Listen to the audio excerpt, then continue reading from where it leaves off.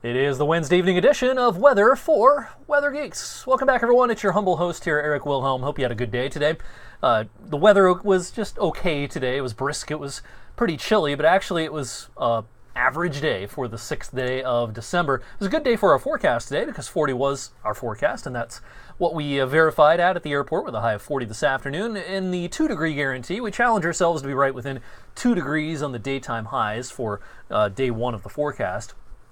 And today we hit the mark right on the money, and for the year, we're at 74%. So in other words, about 3 out of every 4 days, we are right within 2 degrees on the day one high temperature. That's a pretty good number. I'd like it to be a little bit higher, but we had some tough forecasts earlier on this year that, the time of the year that we typically make up a lot of ground on that 2-degree guarantee is in the summer when high temperature forecasts tend to be easier.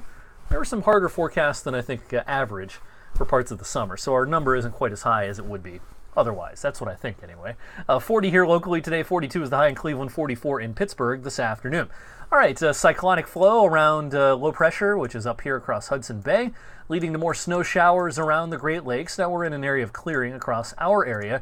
Not so clear up in western New York, though. A pretty good band of lake effect snow finally got organized today. Has been impacting Buffalo and southwest New York today. There was some thunder and lightning earlier on with this. And lake effect snow warnings are out for parts of the Buffalo area, especially south of Buffalo into what they call the South Towns, kind of the southern suburbs of Buffalo, and then down into Chautauqua and Cattaraugus counties in southwest New York. It's actually a winter storm watch over in Erie County, PA. Kind of suspect that this is not needed for the western end of that county. It's more east of the city of Erie that we could have some pretty big problems with a lot of snowfall over the next 24 to maybe 30 hours or so. In the pink zone from east of Erie up through the southern suburbs of Buffalo, a foot or even more will be fairly common up there. So rough travel along I-90, especially up towards Erie and northeast of Erie. Anyone traveling in that direction tonight into tomorrow will have some slowdowns. Locally, not expecting any accumulation through Friday morning here. Maybe you'll see a stray flurry tomorrow up towards Mesopotamia and Mecca and Kinsman, Greenville, Sandy Lake. That's about it. Nothing more than a stray flurry. The lake effect is going to be much more of a problem off to the north, closer to I-90. All right, this is a reinforcing shot of cold air behind this front that's pushing through, and tomorrow will be a colder day. We had 40 today, 33 should be our high tomorrow. Not much better than freezing with a gusty breeze continuing, and a fair amount of clouds for the afternoon. We'll get into a sunnier day on Friday with a southwesterly wind, but that, we think of that as a warm wind direction, but it's not going to be a warm day Friday. It's going to be a pretty cold day. 31, 32 should about do it. All right, here comes our Alberta Clipper as we head into the weekend. We're going to talk a little bit about this now. This, for most of us, will be the first good chance of accumulating snow so far this season. We've had some lake effect events that have dropped some localized accumulations in Trumbull and Mercer in particular, but this will be more of a general snow for Saturday starting around lunchtime. I think this gets underway, give or take an hour or two, around noon, 1 o'clock. And the road conditions, especially untreated roads, could go a little bit downhill, especially as we go into the late afternoon towards sunset. Then the snow can accumulate with a little more efficiency, again, especially on untreated surfaces. So we're going to look for slower travel than usual Saturday afternoon and into Saturday evening, so keep that in mind if you're hitting the malls, doing some holiday shopping. As far as accumulations go, this is a pretty typical Alberta Clipper system. It's not going to be a big storm, but the impacts are what we want to focus on, and this can be impactful for those trying to travel around the valley during the second half of Saturday. As far as the accumulations go, 1 to 3 is probably pretty likely for most of the region. And again, this is an Alberta Clipper. It's a general snowfall. It's not lake effect.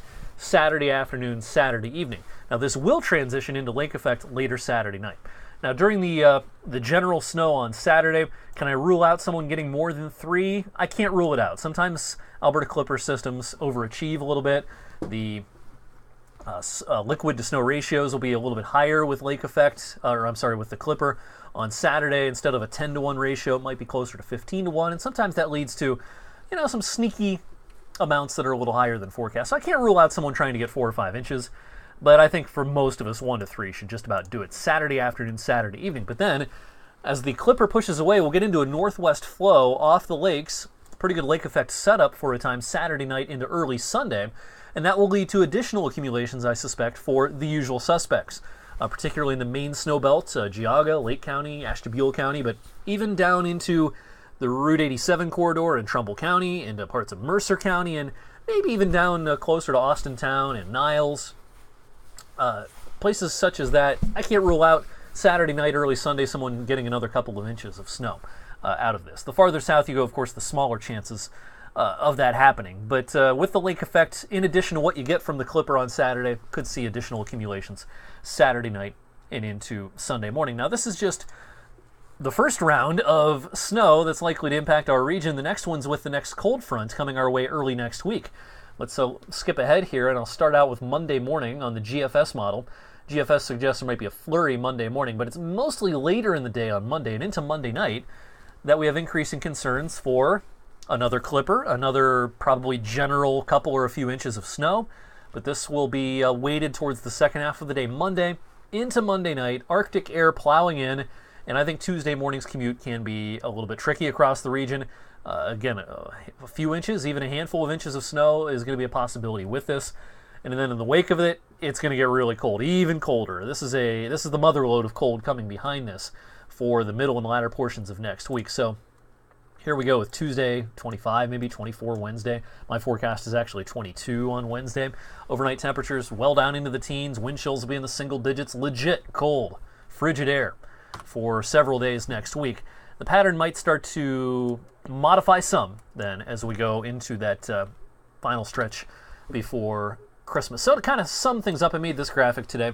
There's a lot to talk about with this pattern. The bottom line is it's going to be cold for at least the next 10 days, colder than average. I think the coldest of the weather is likely middle of next week, about a week from right now, with perhaps some, well, I didn't mean to show that, perhaps some temperatures. Let's get my morning video blog off of there. With perhaps some temperatures middle of next week, not much higher than 20 or 22 degrees. As far as the snow goes, two good chances of accumulating snow. Number one, Saturday afternoon and evening into the nighttime hours.